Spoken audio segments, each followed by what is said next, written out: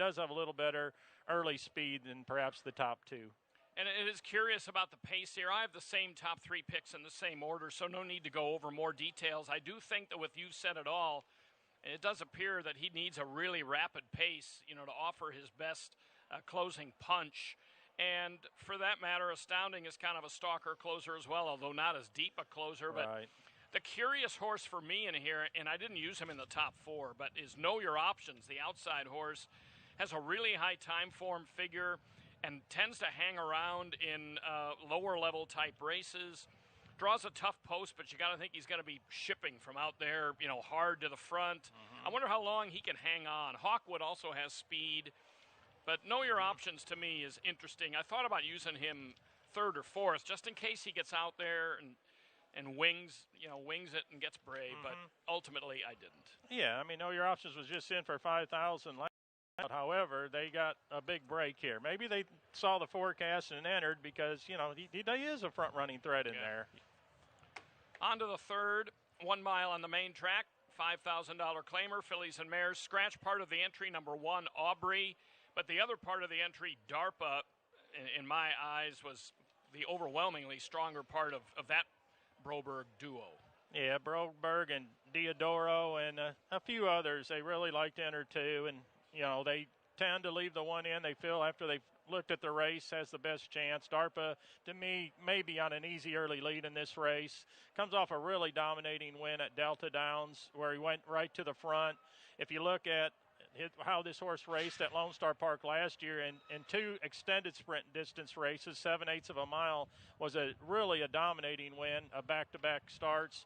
One was with Diodoro training the horse. The other one was with Silva. So obviously this mare likes Lone Star Park, is in terrific form and should get an easy lead. All that translates into into the favorite in the race. Utitia, is that how we're going to say it? Yeah, I'm going to say Utitia. Yeah. Okay. That's my second pick in here. I really like the races around 2 turns at Remington Park. You can see back-to-back wins from a little bit off of the pace. Since that race, had a nice an allowance win at Remington Park, was given time, went to Houston, ran twice on turf, so you can draw a line through those for Asmussen, dropping from 10,000 down to 5. Just looking at the main track races at Remington, if this mare can keep that form here at Lone Star Park, then she's a major player in here.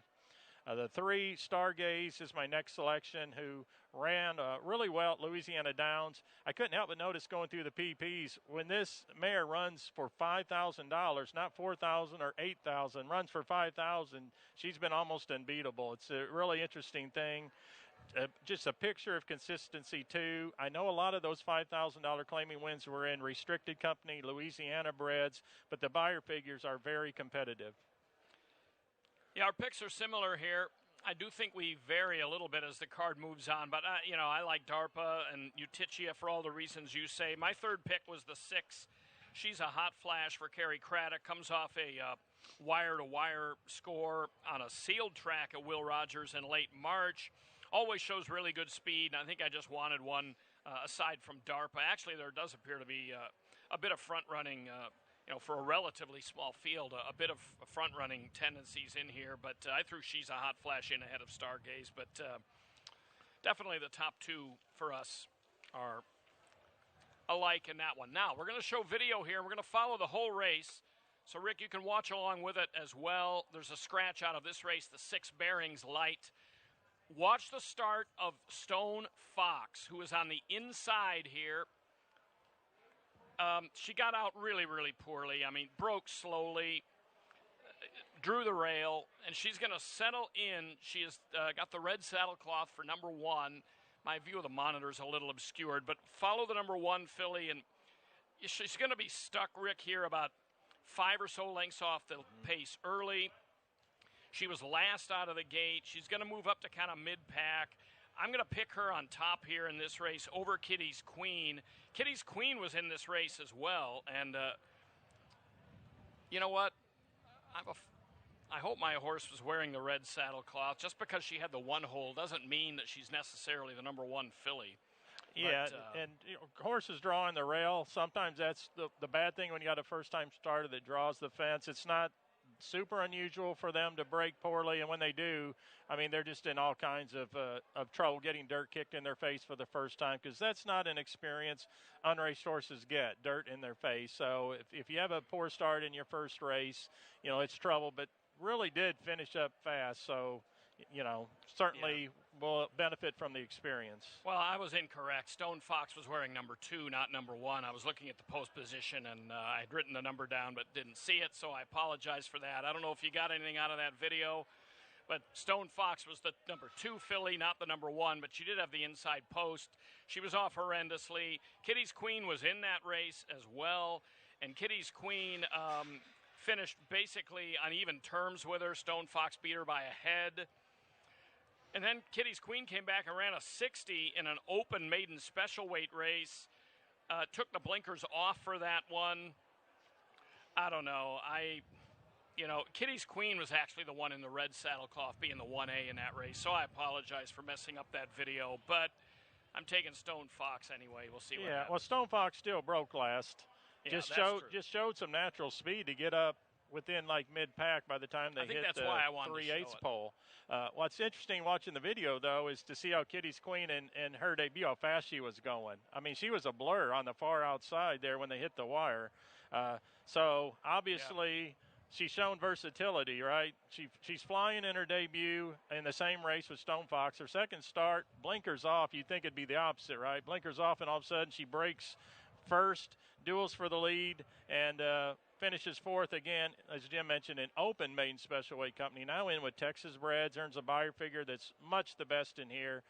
Just like the fact she's shown versatility in only her 2-race career. So I like Kitty's Queen. The replay actually made me feel a little better about her because I did not watch it the first time. The second pick for me is Texas Whirlwind, who was beaten only a neck last time out. Was first race in blinkers for this 3-year-old filly. This is another race, since I'm on the buyer team, it looks like most of the fillies coming out of that race have run a little bit faster than they did in there, so I'm thinking maybe that 42 could be a little bit higher. Got to admire her consistency as well, having finished in the money in 3 of 4 races. And then Stone Fox, she might be really quick. I mean, because, again, she got into the body of the race pretty quickly after breaking last. So, second-time starter for trainer Steve Asmussen and the ownership group. They've been winning races with Steve for 30 years. Yeah, I went with Stone Fox because of all the trouble, and I wish I had noted my sheet better and pointed it out better in the video, but hopefully we got a point. We'll get better on that, but I just like the way she showed aggressiveness after a start that completely took her out of the race. I took her over Texas Whirlwind. The thing about Kitty's Queen, I mean, she may very well, she appears to be the horse to beat in here. I didn't really love the way she finished in that race with Fashion Rage, and we'll talk about Fashion Rage a little bit later on in the show. So I went ahead and took them a little different direction in this race. I went 1-7-3. So on we go to the 5th. Off the turf at 1 mile, scratch the 1 Swanage, who was my original top pick. Also scratched the 7 Ms. Anna and the 11 Pekka. Yeah, this was a tough one. I thought the 4 and the 8, I felt relatively comfortable with the 2 of them. I went with Siamese. Really good race at Church. The buyer figures in Kentucky last fall. I know with Brendan Walsh training the horse at that time, and they were turf races. But this horse has some things going in his favor, too. A big drop in class, a bunch of main track breezes for new trainer John Barger. I'm a big fan of blinkers off. I just feel like this horse has competed against such better competition than she's competing with today. I'm gonna take a chance that it's on the main track here, that she's just going to have too much class for them. The 8 Gauzy is my next selection, who has been consistent in 6 starts, on dirt. Does exit some competitive, nice races at fairgrounds on turf. If you look at the last race that this filly ran at Gulfstream Park in the slop, I have to go all the way back to last May, but again, we're looking for main track ability here. Was a nice 3 1/2 length winner. Previously in 2020, this horse was on the board in a couple maiden $40,000 claimers at Laurel. So I think this filly has proven that moving to the main track may actually work in her favor. And then I went with the 3 Mom's Pass, who had a couple really nice wins at Lone Star Park on turf, or at least the maiden win at Fairgrounds last winter, again finishing third. Brett Calhoun has this 4-year-old filly now instead of Steve Asmussen, but again, dropping in class like this for Top Connections, this is kind of gets tough when you got all these turf horses running on the main track. Yeah, no doubt. I went with Siamese as well. I originally had her slotted second even when it was on the turf. I think she needs a change of scenery. She's going to get it. She's been training at Ross Meadows, which is now a training facility. It used to actually be a quarter horse racetrack in Ada, Oklahoma. Don't know if there's anything to make out of that. But, she shows a couple of races on synthetic over in Ireland that look like halfway decent performances, including one in a Group 3. So we'll see how she fares here on the main track for the first time. I took Mom's Pass second on the stretch out and Gauzy third. It's still kind of an interesting race, even with the fact it's off the turf. On to the sixth race, 6 furlongs, non-winners of 3, claimers in this one. Yeah, Continuum, the one. This, I think, is the one to beat in here. Has not raced since November, but, this 5-year-old broke his maiden at first asking for trainer Steve Asmussen, so that kind of answers the question, can he fire fresh since he did win his first start. He closed 2020 with 3 really good races, one at Saratoga, 2 at Churchill Downs, earning buyer figures that are above par for this non-winners of 3 classification. I like the fact that he had a bullet gate work, fastest of 18 at Louisiana Downs just a couple weeks ago. Steve does win with horses that ship into Oaklawn that had been trained at Louisiana Downs, so I don't consider that a negative at all that this horse has been in Shreveport. The 7-horse First Contact is the second choice here. Broke his maiden at Fairgrounds, so that's a strong credential. Was claimed by Present Connections and cleared that non-winners of 2 on March 7th, again at Fairgrounds for Broberg. Carl decided to try a turf sprint last time out. Was okay. Showed good early speed. They went 44-3 at Houston on the turf before this one faded. Now back on the main track, dropping in for 7,500. And again, Broberg's going to win a lot of races. And then let's go to the 5, Violent Behavior, who was a bet down to favoritism at Houston on March 27th, going 6 1/2 furlongs, and really finished up with a lot of determination. Previous to that, suffered a tough luck defeat, again, in a non-winners of 2 for 15. So 2 really strong races back-to-back on the top of his game right now. And another thing I do like about Violent Behavior is it looks like there's a lot of, speed at this level. You don't want to call it cheap speed, but I guess I just did. I think Violent Behavior is the best finisher in here, and I think the race might set up perfectly. Claimed by Frank Lucarelli, who we don't know a lot about other than he was down at Houston, and off the claim he's a 28% winner off the claim, and you certainly got to like the level he was running at Golden Gate last spring for $50,000 starter allowances, so certainly he's good enough with his best race to win. And Lucarelli has visited the winner's circle here already in the first couple of days of the meet. I love the way Violent Behavior finishes, but, I kind of coin flip between the 1 and the 7. I took First Contact, the 7. If you're wondering, as I was, what the V-10,000 means on Continuum's last start, November 18th at Churchill, he was a voided claim by the vet. Apparently, the horse went through the test barn, I guess, after the race. Something might have been a little bit amiss. I don't know the details, but apparently he didn't pass the vet on the way back, so he reverted back to Asmussen. Wow. Because he was claimed out of his last start, but it was voided. So, and that's not why I picked First Contact. Again, it was kind of a coin flip, but I just figured I would explain that since we don't see a lot of voided claims indicated in the PPs. And pardon my awkwardness, but every piece of paper I own is going to end up on the back wall if I don't do that. On to the 7th. We've got another video. Let's hope this one works a little better from my perspective than the first one. We're going to watch mainly the 11 Fashion Rage in this one. Fashion Rage in this particular race has the inside post position. So let's take a look. And this is April 2nd at Houston. He's got the inside post, but he's far outside. He had to swing out.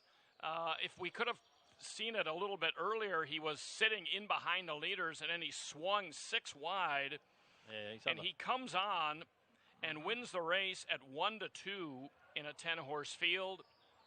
The thing I liked about this, now I picked against him in this spot. I picked him second behind War Falcon because he's going to have to be, really the best to win from the 11 hole, in my opinion, going a mile from off the pace. But he waited. He swung 6 wide. He finished pretty well. Oh, he finished well to win. Broke his maiden. Now she faces horses that might be a bit more experienced. So I lean toward War Falcon over Fashion Rage with Jubela third. Yeah, Fashion Rage has a couple angles I really like. I mean, really looked really good as we could see when breaking his maiden. 2 sprints and then a route. I always like that angle, especially when the horse is bred, on both sides of the pedigree to improve at the distance. So maybe the last one, and the first one out for Fashion Rage. And I certainly like him quite a bit. I'm with Jim. War Falcon seems like the one, he's probably she's going to probably have to beat. She breaks her maiden at the fairgrounds around 2 turns, and then most recently was moved from Brad Cox into the Scott Young barn, which people around this region know. Scott Young's a very high win percentage trainer. In Oklahoma is where we know him best, but he's in Texas now with the string, which is great news for all of us. But really good form. Last time out, took on males in the Bayou City at Houston, ran a credible race there. Not sure if this is going to future for this filly's going to be turf or dirt. Looks like she's pretty good on both. So War Falcon, again, I think is really capable. And then I went with the 3, Calescent, for the next one. I just like the maiden special weight win. 6 lengths, earns a buyer figure as good as the favorites in this race. Tried turf last time. Of course, draw a line through that one. So good early speed, improved post over the other 2 contenders in here. It looks like she runs her best race. She's going to be right there with the top 2 choices. Yeah. Oh, I agree. I think you can go easily 4 deep in this race on multiple race wagers. One note about War Falcon, too, the horse that won that race, that Bayou City that she was in, Royal Prince. I mean, he's a promising horse. He's 3 for 6. He's already earned $146,000, and he's a 2-time stakes winner. So she wasn't in with a bunch of schlubs in that particular turf race. So a little bit more experience. I gave her the nod over Fashion Rage.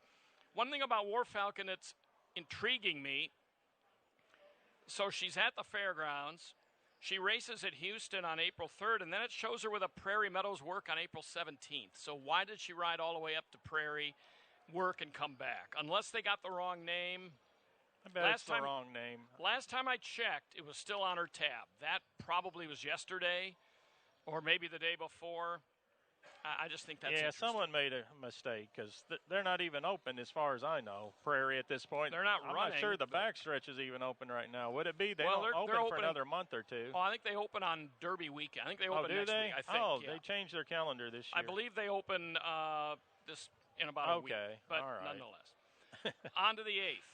Off the turf, scratch the 1 and 2, scratch the 4 and 5, and scratch the 8 power end. 'Tis All Up to Me does get in off the main track only list. Yeah, which is good for trainer Asmussen. I'm sure he's going to stand a very good chance here. A couple multiple stake place finishes on the main track on this one's resume. In 2020 at Remington, was running very well. Strong buyer figures, just consistently running fast from slightly off the pace. You can see in her 16 race career, she's ran twice at Lone Star, and both times races produced wins. So 'tis All Up to Me. Shannon C, though, at 5/8 of a mile on the main track. Oh my goodness. He's super fast. Yeah. He is super fast, and I know you say, but he only won 1 out of 9 last year, but he doesn't usually run at this distance on the main, so just an extremely quick horse, and if you're betting multi-race wagers, you've got to put Shannon C on your ticket, because at 5 furlongs, I can't imagine that he's not going to be very difficult to run down. And then I went with the 3, All About Our Time, a 9-time winner, on the main track, finished second in an optional claimer at Fairgrounds, just 2 starts back. So he's got good speed. He's not going to be able to keep up with Shannon C, but he might be sitting in a very good spot to win for the 13th time in his career. Yeah, I had Shannon C second, and then when it went off the turf, I knocked him down to third. Now I'm kind of regretting that, but I went 11, 3, 9. The intriguing horse for me is My Boanerges, number 6. Has been off since October of 19, but look at some of those fast performances in New Mexico where they know a thing or two about fast horses and early speed. I mean, he was reeling off some pretty fast races back then. Now he's been gone a long time. You talk about coming off the bench. He's intriguing to me. I have him 4th. I'm just curious to see how he runs. Yeah, me too. I mean, Dallas typically works his horses relatively fast because I remember looking at that horse. I was looking to see, some of those, 47 and 4s or, a little faster work tab. But anyway, he's got him in the race, so he must really feel like he's ready to roll.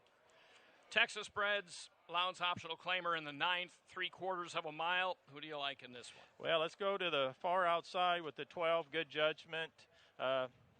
For trainer Asmussen again. This horse has been in stake place multiple times. You can see in 2019, 2020, most recent start, just faded a little bit late as a heavy favorite in the Spirit of Texas on March 20th. Just is going to be the one to catch from that outside draw. Shot Soft, the 11 is my next pick. Has wins at Lone Star Park, which you got to like. Hit the wire, just a neck in front of Good Judgment. If you want to compare in the Spirit of Texas on March 20th, Austin Gustafson, one of the rising stars in the region, certainly does just a magnificent job. So those two, based on their last race, are going to be difficult to separate. And then I went with the 6-horse Best Little Man, who has gotten really good of late since the Spirit of Texas. He's been running real well. He gets beat a neck for $30,000, and then they ship him over to Delta where he has a nice win. And I really feel like he's going to get just a perfect trip from behind what should be a pretty lively pace. So I would expect Best Little Man maybe to be in a catbird seat turning for home. Yeah. The only thing about him, man, he has had a lot of recent racing activity. Starting March 3rd to now, and this will be his 5th race. So he's got some staying power in that regard. If Good Judgment is the Good Judgment we've seen in the past, I mean, I think he's the winner. I think it's possible that he just had an off performance there in late March. I went with Shifty Henry as the second pick here. Just kind of a gut feeling. I mean, he loves, he seems to like this racetrack, and he loves to sprint. And, I know he's not as good as these, but he threw a really nice Beyer fig last time out. So I'm going to go with him second. Shot Soft is at least a half-brother to a horse that really loved this racetrack in, Brad Grady, track record holder, Turf and Dirt. I had the name 2 seconds ago. I'm sorry. Too much going through my head. But arguably one of the most accomplished horses to run at Lone Star just of recent years, just retired a couple years ago. You know who I'm talking about. Yeah. Brad Grady, Brett Calhoun had him most of the time. Could mile. Was a sprinter. Awesome. I mean, just an awesome Texas bred, and I can't remember. But anyways, at least a half, if not a full to that horse, and I'll remember it the minute I get upstairs. So he's my third pick. So, I got a few things to clean up on my end, honestly, but those are our picks for today, and we'll hope that things are next time when I'm going to mention a breeding note, I'll write down the name so I don't forget it at the last second.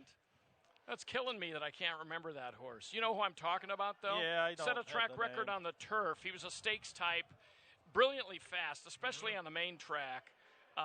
Could sprint, could go middle distance nonetheless. We'll look it up and mention it tomorrow. You will be here tomorrow. Yes. Good luck today. We'll clean things up a little bit on my end here, and enjoy the Saturday. Beautiful day here at Lone Star Park.